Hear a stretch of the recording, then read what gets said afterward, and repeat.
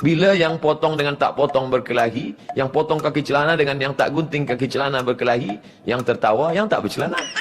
Bismillahirrahmanirrahim. Boleh Ustaz tunjuk cara takbiratul ihram, bagaimana meletakkan tangan mengikut semua mazhab? Paksa saya tegak balik.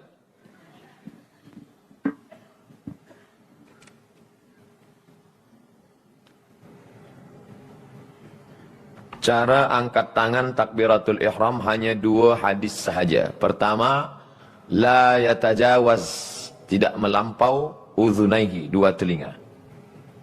Allahu akbar, 2 telinga, diagak-agak 2 telinga. Allahu akbar. Yang kedua, baina mankibaihi, tidak bahu.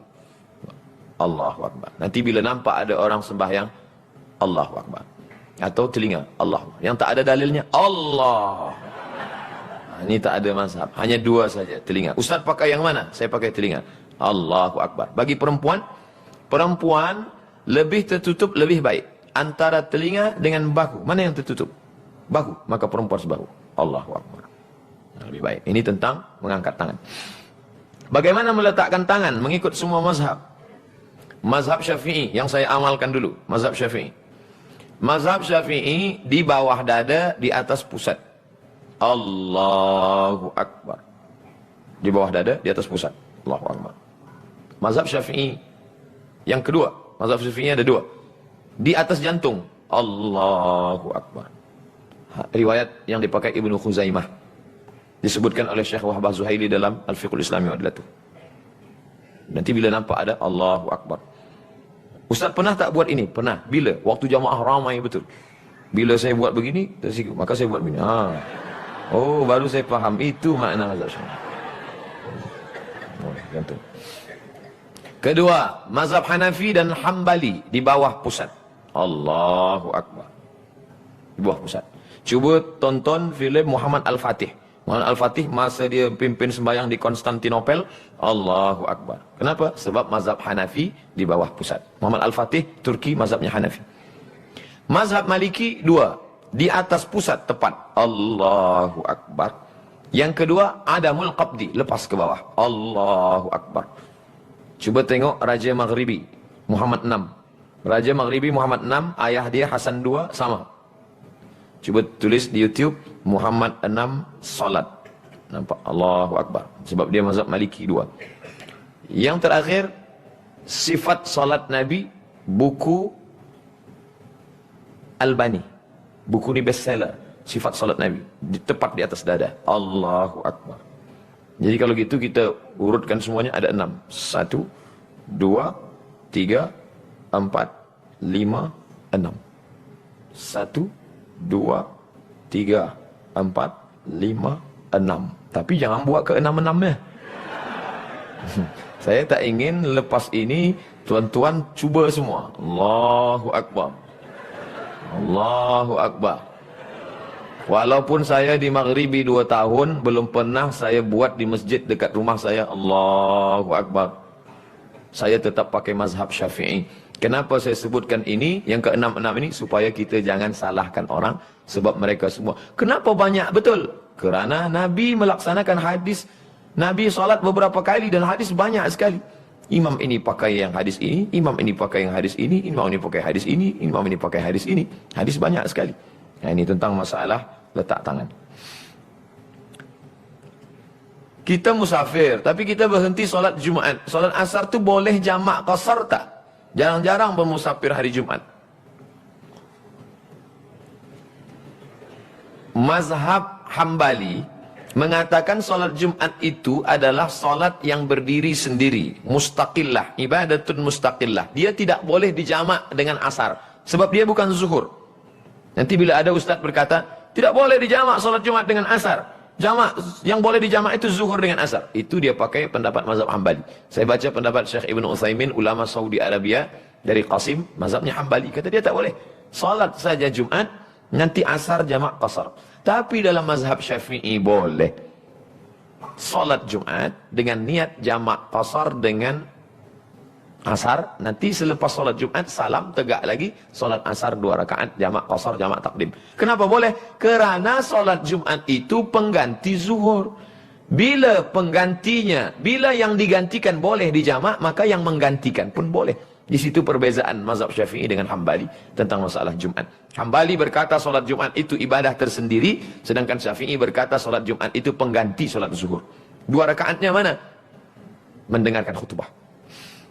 Duduk di kampung 5 hari, boleh atau tidak? Dapat 3 hari jamak qasar. Jamak qasar 4 hari 4 malam. Tidak dihitung kira datang dan pulang. Isnin, Selasa, Rabu, Khamis, 4 hari 4 malam. Jumat tidak dihitung kira datang dan pulang. Bila payah susah menghitung 4 hari 4 malam, hitung 20 kali sembahyang. Subuh, zuhur, asar, maghrib, isya. Subuh, zuhur, asar, maghrib, isya. Subuh, zuhur, asar, maghrib, isya. Subuh, zuhur, asar, maghrib, isya. Yang ke-21, maka dia tidak lagi jamak qasar. Sudah muqim. Begitu dalam fiqhul islami wa adillatu. Boleh menerima derma untuk masjid surau atau makan dan minum bank yang bukan syariah? Tak boleh. Maka tadi masa saya lalu, saya pandang bank rakyat. Dalam hati saya, kenapa Pak Cik Razak bawa saya tazkirah di sini? Sedangkan dalam tazkirah saya berkali-kali saya kata kita tak boleh makan, tak boleh minum. Setelah sampai baru, ini adalah bank syariah. Oh, inilah bank syariah yang tak menyebut, bank Islam yang tak menyebut dirinya Islam.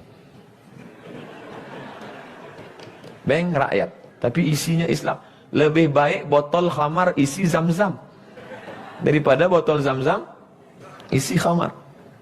Mengapa akhir-akhir ini sahaja ditubuhkan bank syariah? Jadi datuk nenek kita dahulu makan riba. Datuk nenek kita tak ada bank. Bank ini sudah lama. Islamic Development Bank, Dubai Islamic Bank, Bank Faisal Islami dulu. Jadi oleh sebab itu maka bagi yang dulu tidak ada, maka darurat. Bila dia simpan di rumah, takut hilang. Bagaimana bila seorang Muslim duduk di suatu kawasan, tiada bank Islamic Bank. Maka di mana dia simpan uang? Dia letak ke bank konvensional. Lalu, tapi faidah, bunga, dia tak boleh ambil. Lalu bagaimana? Dia tetap ambil, dia bagi untuk masalih ammah, untuk madrasah, sekolah Islam, untuk fakir miskin. Tapi niatnya bukan niat sedekah, mengembalikan uang umat kepada umat.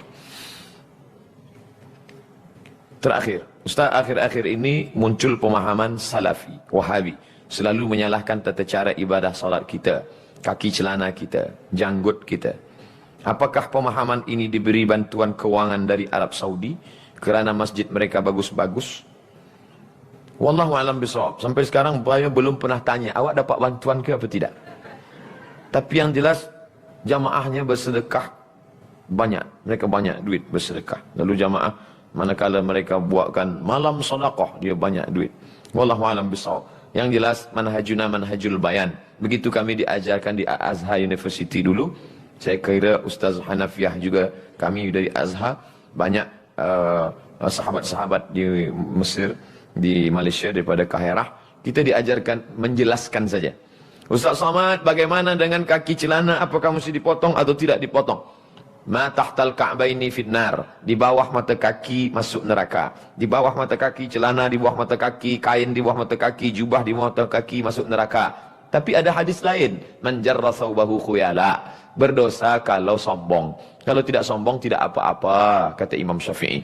Kalau tidak sombong tidak apa-apa, kata Imam Nawawi dalam Riyadhus Shalihin.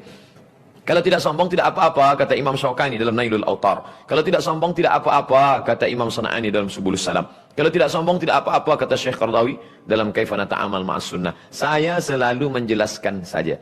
Saya tak katakan, itu Ustaz tak betul, itu dia. Tidak, saya jelaskan saja supaya masyarakat faham.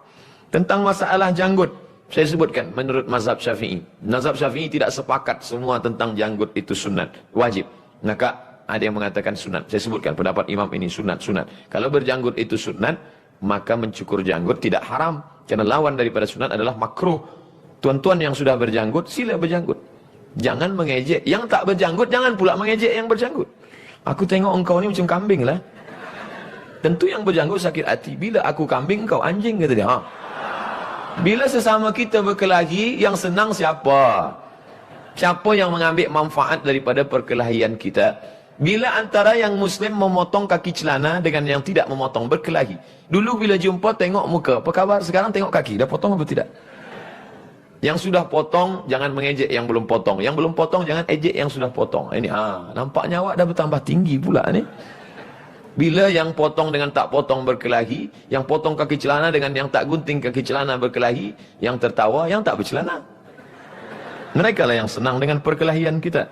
Oleh sebab itu tak usah berkelahi dalam masalah-masalah yang tidak perlu. Maka dalam 4 buku itu cukup, download, baca baik-baik. Mudah-mudahan ada manfaat. Terima kasih. Mohon maaf banyak silap salah. Subhanakallahumma wa bihamdika asyhadu an la ilaha illa anta astaghfiruka wa atubu ilaik. Wa sallallahu ala sayyidina wa maulana Muhammad wa ala alihi wa sahbihi wasallam. Walhamdulillahirabbil alamin. Wassalamualaikum warahmatullahi wabarakatuh.